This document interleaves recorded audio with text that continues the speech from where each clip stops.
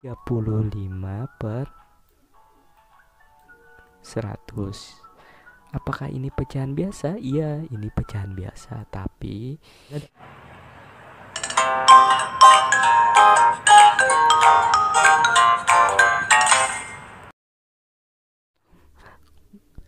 kita masuk ke contoh kedua lagi untuk adik-adik lebih mudah mengerjakan.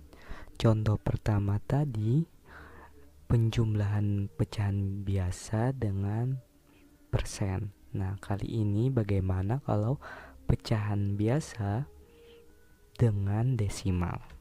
Caranya sama juga adik-adik. Yang pertama yaitu sama juga adik-adik, nanti semua pecahan menjadi bentuk pecahan yang sama. Adik-adik mengubah nantinya menjadi bentuk pecahan yang sama dulu. Boleh mengubahnya menjadi seluruhnya pecahan biasa, boleh juga mengubahnya menjadi dalam bentuk desimal. Contoh yang kedua. Nah, ini kalau pecahan biasa dengan desimal 3/5 ditambah 0,35. Masih ingat adik-adik desimalnya 2 angka di belakang koma, berarti ini per seratusan.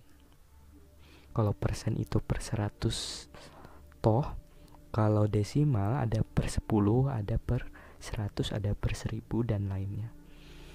Adik-adik masih ingat caranya? Ubah semua pecahan menjadi bentuk pecahan yang sama.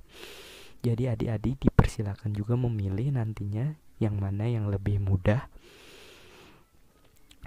3/5 ditambah 0,35. Caranya bisa dengan ubah menjadi pecahan. Ini yang pertama dulu, ubah menjadi pecahan. Kalau ubah menjadi pecahan, bilangan desimalnya berarti yang kita ubah. Kembali lagi, kita ulang lagi mengenal desimal. 0,35 0,35, 2 angka di belakang koma. Masih ingat adik-adik? Kalau 2 angka di belakang koma berarti ini per 100. Kalau 1 angka di belakang koma berarti per 10. Kalau 3 angka di belakang koma berarti per 1000. Ini karena 2 angka berarti 3. Kalau 3 angka di belakang koma berarti per 1000. Ini karena 2 angka berarti 35/100. Apakah ini pecahan biasa? Iya, ini pecahan biasa, tapi masih belum paling sederhana. Alangkah lebih baiknya adik-adik menyederhanakan terlebih dahulu untuk mempermudah menyelesaikannya. Maka 35/100 untuk disederhanakan caranya diapakan tadi? Sama, dibagi.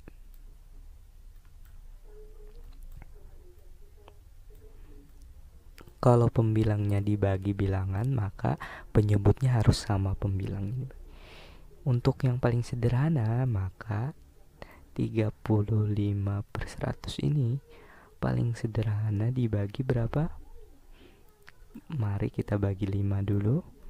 35 dibagi 5 hasilnya 7. Nah, kalau pembilangnya dibagi 5, maka penyebutnya juga harus dibagi 5. 100 dibagi 5 berapa? 25. Apakah ini paling sederhana? Iya, ini sudah paling sederhana. Karena kita disuruh mengubah menjadi pecahan, maka sudah dapat 0,35, pecahannya 7/25. Maka baru bisa kita selesaikan.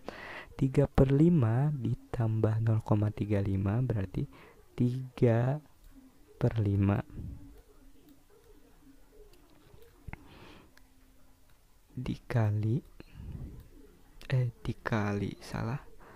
ditambah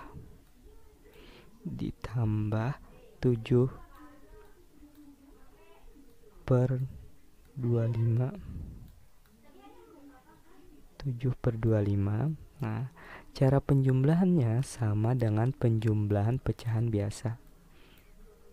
Karena penyebutnya berbeda, maka cari dulu terlebih dahulu penyebutnya. Bagaimana adik-adik cara mendapatkan penyebutnya? Cari KPK-nya. Tentu adik-adik sudah tahu KPK-nya berapa? 5 dengan 25. KPK-nya adalah 25. 5 dan 25 adalah KPK-nya 25. 5, 10, 15, 20, 25. Nah, ini nama KPK, kelipatan persekutuan terkecil. Nah, KPK-nya berarti 25. Nah, berarti kita sudah dapat kelipatannya atau penyebutnya, maka 25. 25 caranya sama. 25 dibagi 5 dikali 3. 25 bagi 5 berapa? Tulis saja dulu perkaliannya. 3 dikali berapa di sini nanti? 7 dikali berapa kali nanti? Dibagikan dulu. 25 bagi 5 hasilnya 5. Berarti 3 kali 5 hasilnya berapa nanti? 25 dibagi 5 1. Berarti 1 dikali 7. Maka hasilnya adalah berapa adik-adik? 25. 3 kali 5 sama dengan 15. 7 dikali 1 7. Nah,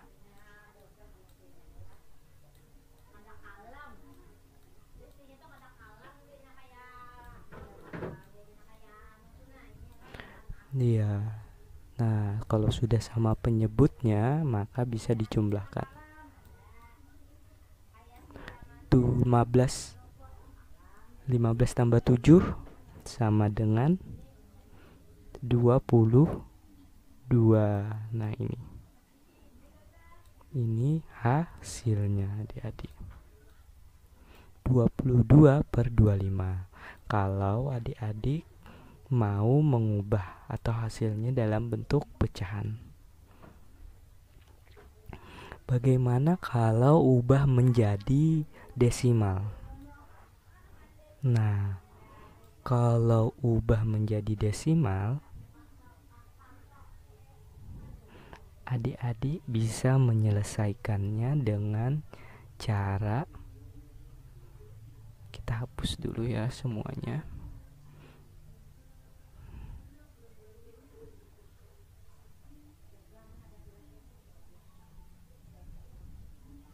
Hapus semuanya saja. Nah, bagaimana kalau caranya mengubah menjadi desimal seluruhnya? Nah, kalau tadi dalam bentuk pecahan, kalau ini menjadi dalam bentuk desimal. Sama juga 3 per 5 ditambah 0,35. Karena mengubah menjadi desimal, maka pecahan biasanya yang diubah menjadi desimal. Caranya sama juga. Kita ulang lagi, balik mengubah pecahan biasa ke desimal. Caranya sama. 3 per 5. Karena desimal itu ada per 10, ada per 100, ada per 1000, maka kita cari penyebutnya dulu. Penyebutnya kita ubah menjadi apakah per 10, apakah per 100, apakah per 1000. Nah, yang pertama per 10 dulu. Kalau dapat per 10, maka hasilnya desimalnya dalam bentuk per 10.